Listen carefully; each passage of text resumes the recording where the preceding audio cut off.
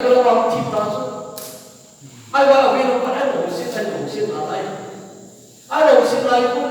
อากุลวาไอ้หลงสุดปฏินักกิจของเขาตอนนี้ใครที่มันนั่งมองเอ็งมีบางจุดตอนนี้มันยิ่งโดนโมกิอีโมกิมันนะอีโจนเซมันอีโวยอามาบ้างอีมาใจเราเป็นอะไรตัวยิ่งถ้าไม่มีปฏิรูปสัตว์ยังไงดีกันสิรู้ไหมยิสุวิ่งนักที่สานเลยปฏิรูปสัตว์ยังไงเอาตั้มอะไรไปยิสุเจริญว่าอินอายุเสียอันสุดตัวเลย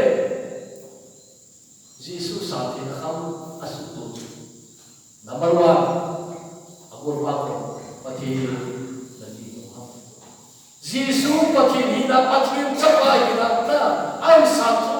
pati lagi. Tadi kali mana nama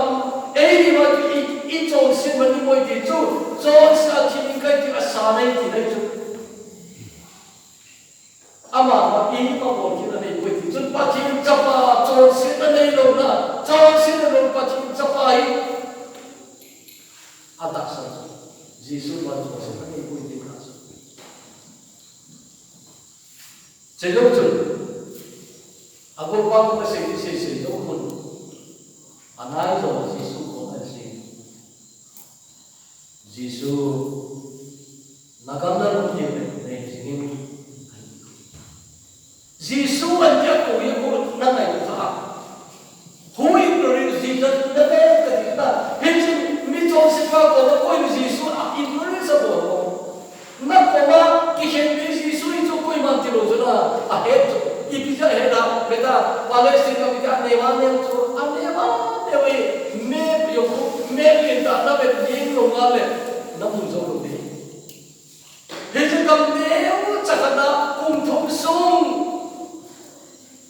pathin le kam thupa yin ha le a ana asa sudam pa koi na haidi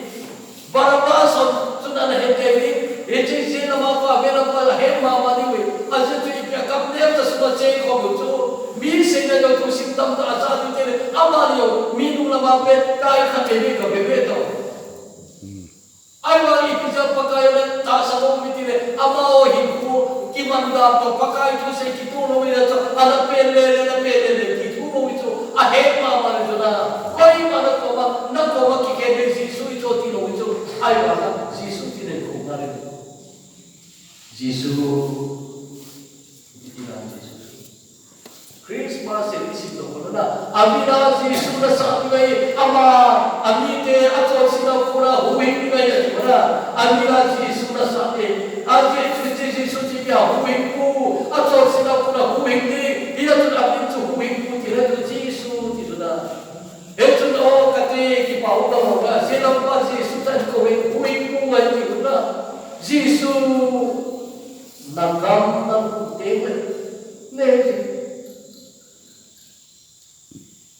ahoy kan ahoy na nagam narum dete ye ahe kham khamai pakai anak ke sekolah tak sah itu nagam narum dete jadi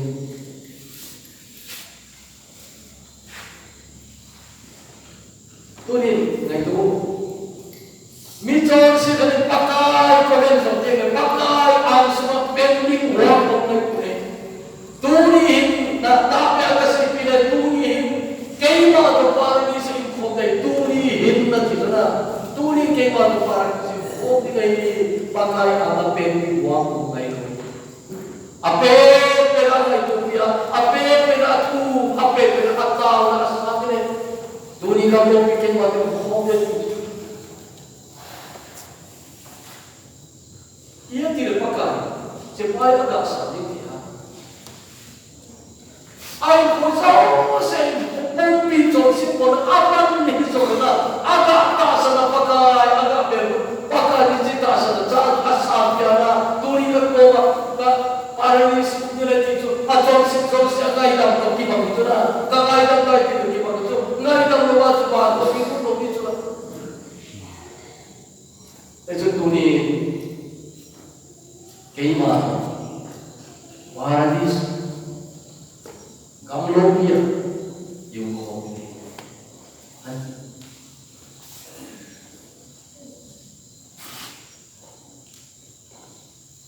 Jadi mama tu abon mati lagi, ayo be, abe nama parna, nel calo, mungkin ni, ipakai abo asa anu pencana tu, makin cepat ini mah, kiu ingin nanti kiu ingin rotan. Minang mo na huwing inuhang ihuwing na kayo na ihuwing. Dito taasan na ako yung ay ikaw na yun. Ngunit tigan ito. Abela pa yung Chongsin, ibya mo tingnan na yun. Chongsin na mo tingnan ka taro ito. Aking kikilbe ay dana, cross at kikilbe ay dana, Chongsin ibya mo tingnan na yun. Bukan portin dan portin, zon harus portin dan portin, mi to kita agak portin dan portin, koi macam kita portin na, macam sih apa portin kacau, air mana kita tu nalai, dalam macam, jadi biar, akhirnya kau kisah apa itu akibat sana, Hendak kita sana tu pakai cepat lagi, lawat, atau teh nalai kita sana na, akhirnya kau kisah ni. Oleh bitahu tak begini kucing oleh kira di sana, kira di sana. Kecu emiti lagi kapan tak tahu ini kahit tu milo hari ini oh pandai kira so kat itu na kira di sana. Kita bisa, kecu harus ada kasih nak tahu ni. Pati muci, koi mati nasa. Mia kena salai situ abu dia mulai koi tinai. Abu dia mulai. Mia pati long pina hecina pati ngai pina hecina. Acara sena ki muci tere koi ma pati nang kiri sana ilo. I malawai kita kiri siapa dia. Ayah, pati ni mulu lecu. Ihap jai kira sampai kini tu, topi lozong tadi, topi lozong. Infala hok kena tu kasih mai. Sebab cakap nai mimpi cakap kau kena nai, milo ini kau nak kena sakit kau. Kau ya sedang kaya tu, jadi kau mau mila mulu gati betul, mila mulu, ipiam mulu betul. Ini kau kena sak. Tak terus itu sehingga itu dah. Jadi kau mau mila mulu begitu. Hei, jangan ngomong lagi. Boy tu dah dekat itu dah. Anak saya sudah kerja tempat respon kamu. So kita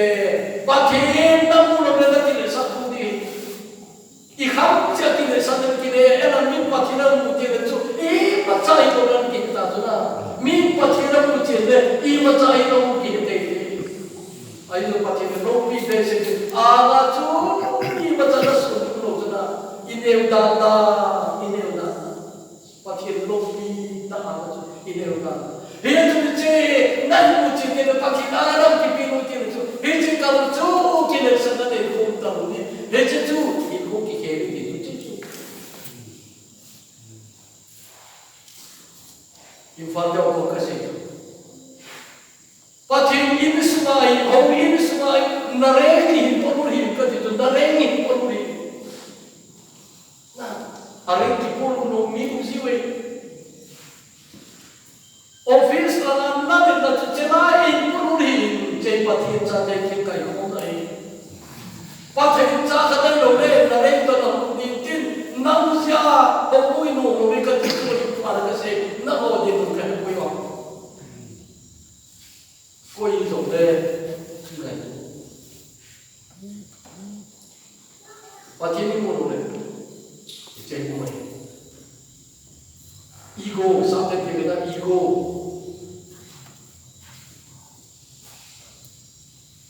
Karena City Church ni ita kana orang lain minu gabe maya tu do felta bagai ai la problem ni tare kai ni pun bagi kawai kapoi le sini oleh pucuk sana bene kau bintin ka kau ada pas tu situ an sini minin da minin so benda macam problem kai ai wa kasih cari pada tu kasih kasih itu sih kasih itu mak ini mawa nama di lain na dino na problem sih ini na problem na sih deh na ini problem kali be na so kali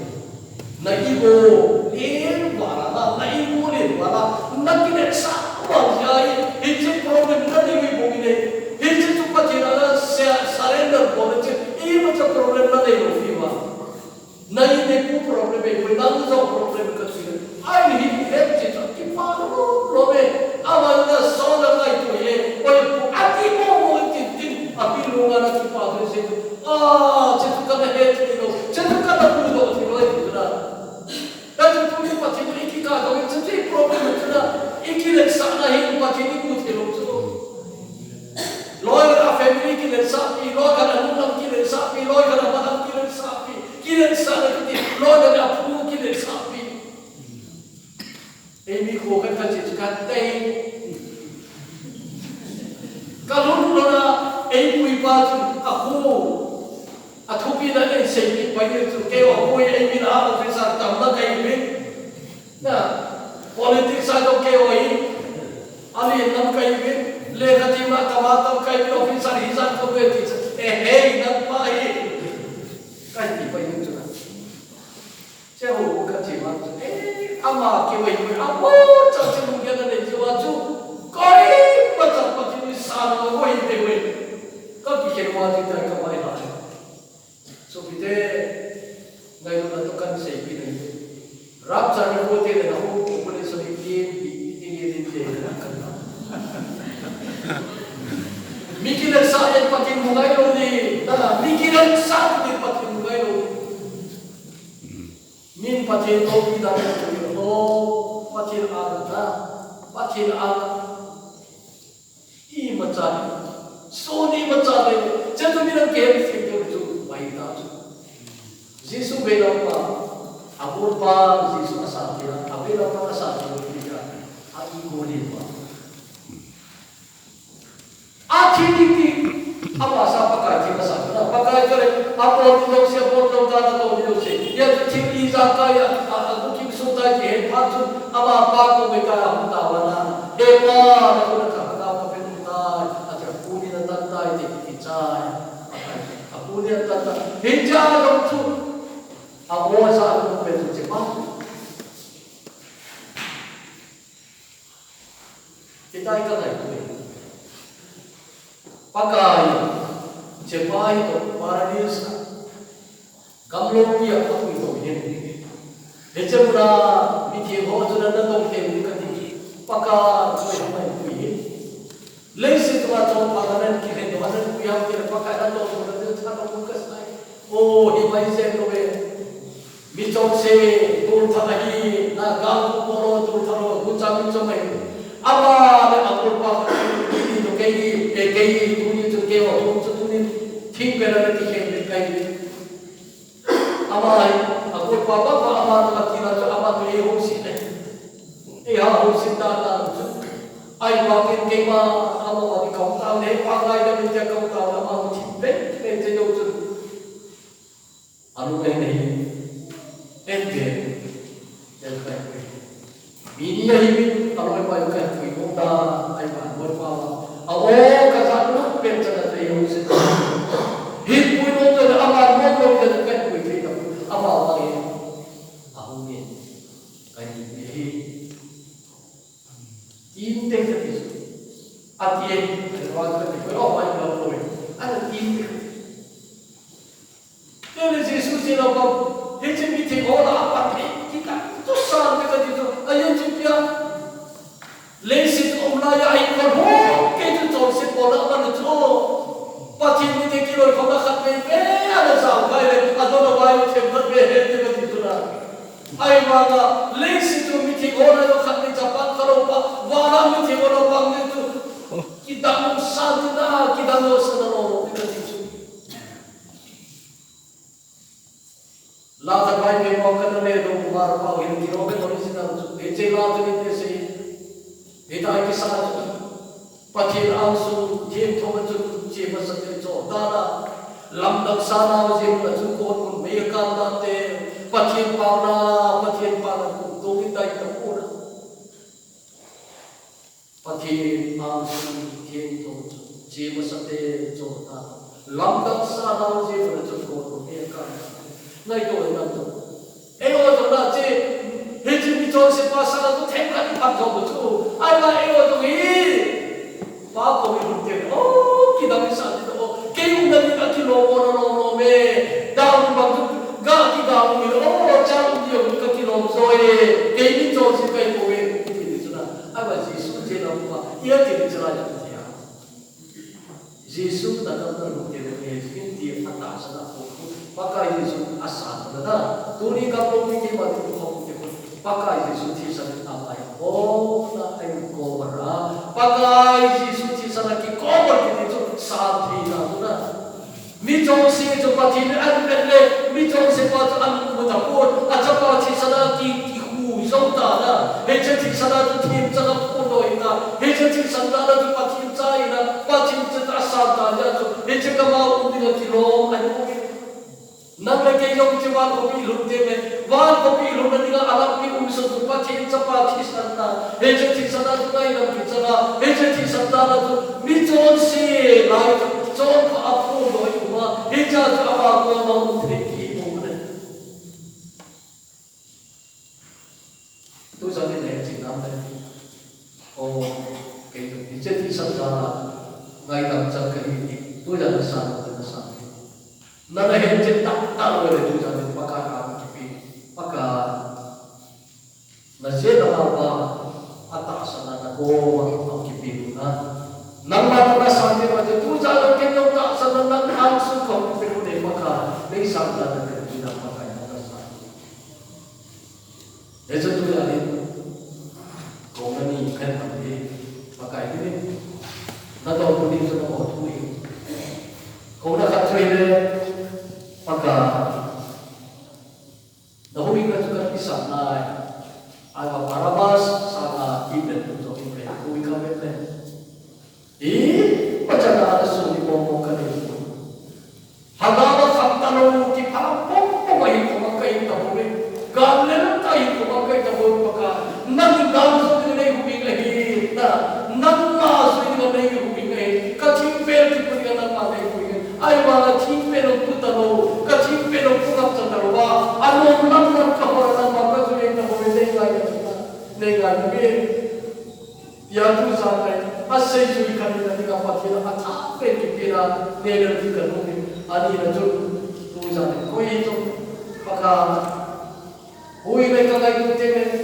khabe mereka kiki jadi khabe mereka kiki jadi khabe mereka kimumi khabe mereka kimum tu ala tusan lo Yesus minta kina hijab ke bawah kita cakai di tusan oh itu kesannya maka hijab untuk kami kita mahi kacau patah itu maka nangsa lagi kacau pasti maka hijab kisah kai dan kacau lagi itu kamu yang maka hijab kisah kai itu hijab kisah tu kita kai hijab kisah salah tu nama maksud hal sangat kai naik nega sabit itu ni kamu tahu ini najon sesan itu baik naik tujuan aku najon sebelum sesiapa sopi kita pakai di sana oh najon sesi kita ini pakai di sana kemar tujuan najon sebagai apa yang kesalahan najon sebetulnya di sana sopi ini kita sendiri pakai langsung ini dan ini mulai tujuan pakai langsung itu kita sih jadi pakai langsung ini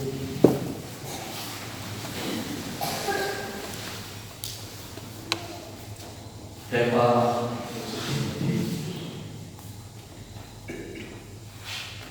tujuannya Halil anil nahi na thu asa pachan zo senya nahi mo thu hi na thu zo ahi deng nai ang solo na di thu zo di paka kangai chan phang chừng na ni kalung so thu na sin zo ta e chen na se do hi e hong zo kan ki sa wa cái này quá cái bề ngoài tu giả là ngày nào ra khut ngày đó là điểm sẽ nắp khut hạt cả chân ngày đó là sáng ngày tu giả cái hệ thì chế chúng ta sẽ là làm sự dụng để cái bậc đại nên là sáng ngày thì ta sẽ ta sẽ đến rồi là tu giả ta sẽ để mình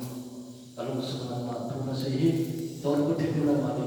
di kau kau nama sah, anak kita itu kau nama sah, pakar, John sehih, ai nak tu sah, John sehih nak ai nak kamu tahu, kalau John sehih nak kita tahu tidak kamu. Kada kiging chayen ai wala ka kiging lerkin do mom the ai so le tu za in jesu thi san chun ta chon se lo se ngai min chai ni tu za na ma ne na ai ti ta sa in ka chan ta tu za se kon ki to e nei sa ta thi chan ke na no ka chi te tai tu za ne nang in ko sa te ka na ke ma mo thi na thi sa no lu tu za ne ke ma ka sa Kacau setting ay na usai kapumi kasami atino nomin namin ito pamiti atino ay ada kau yang dulu ani na ito ingay ko kanina pakai TV na cai na suka na cai na ay wangin ka Kristen yung kabete kanel tayo kwa kipalap kuma yung kay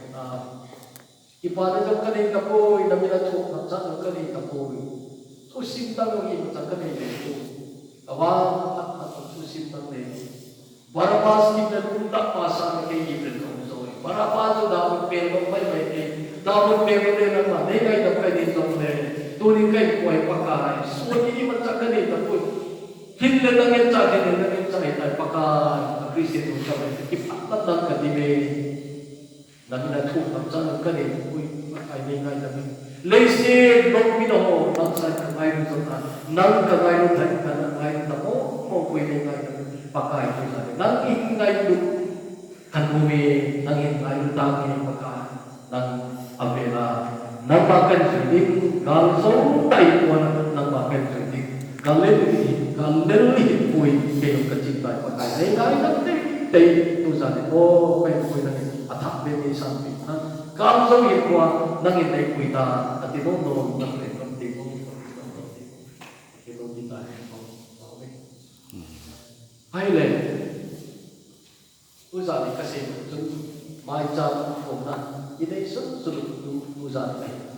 jing la le to pi tan ti ko ka tu tu za le cross tu aku na tu na da di paka ka su mai cha in tu ti pakai kan ti na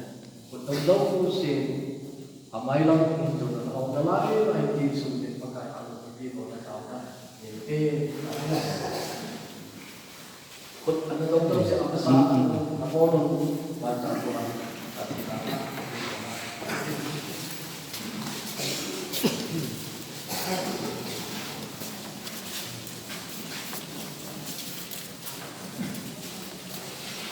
Kaya pati nila makikay na yung safety mo lang wala na ito, pati nila makikay. Music kami macam tu ni, macam ilang ni, nang pati kita na pati na sa akin ito ni pakai ang ibino ni paka na ang single pupoy na ang nengay kata. Namun di dalam senang tadi kita tanya, ui namun dia pakai na dia pakai na ang ui, tujuan orang mau belum ni, nang để nằm bắc cái nó kiểu liền pin nó ôm kinh bộ kinh hết nang bắc cái ôi đi đây bắc cái đi rồi này đều đi Adam celai ông tu hồn giống tu ra tu cái sinh năng tu nó nắc cái pin nó khăn tên cái gì chạy na à thì tu nó rất là ai đấy nó cái pin nó đi tạo ra ông tên cái nó là nó tạo ra thì bố nó tu ông kinh nghiệm phải thiền công thì pin nó tạo ra thì mà tạo ra thì oh hallelujah amen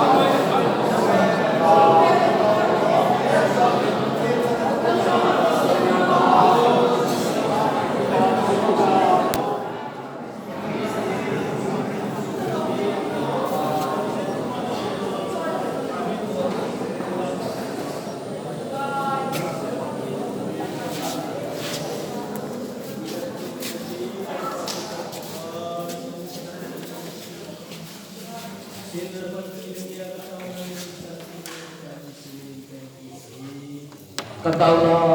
tinglaw tak sanji pati usan o naas kapunaw epa kapunaw daw kimang puntin kasay daw kimang puntin isong kakay sa tiu kapunaw ni kasin pagka hatchay na yun. Ningay pino, pagkubo, apon sa katawa na nangayin, nasangit kahit din pagkain ko makikita. Kasi, isip tulo pati sila yung may campulit so minumi ba nakaunta ko yung pagkain. At ang orasan ay kuwan pagkain. Mutiyado ng inapoy na ahead pa hindi mo na nakakabot na inapoy dininta at kayo sa inahin. Ang dito, zawlaw ang talo rin pagka anong gero ng mga inahin. Itapong kumakataw na witang itigpong kumakataw na ay pero ito sobre ipata na sa inahin. Sa ilang medadyo ito sana pa rin pagkain pagkalustungan nang mga di ka pagkain. So, kung ang Christian Kukutit, mang-training ng mga patay-tulitin ng kami, kaya pagkipapay. Katawa ng nasa, yung ilubin, may sabi sa nagkakapagkipapay kasi kami. Ano yung kamay sa pang, sa unang na kakawin, level lang, kamzong syukong kamalwa pagkain. Nadekang pacal sa natin na naman sa ay di nga kayo nangin pagcati naman akong kipin magkayesu ang tawi. Amen. Pati-pati, walang na. Amen.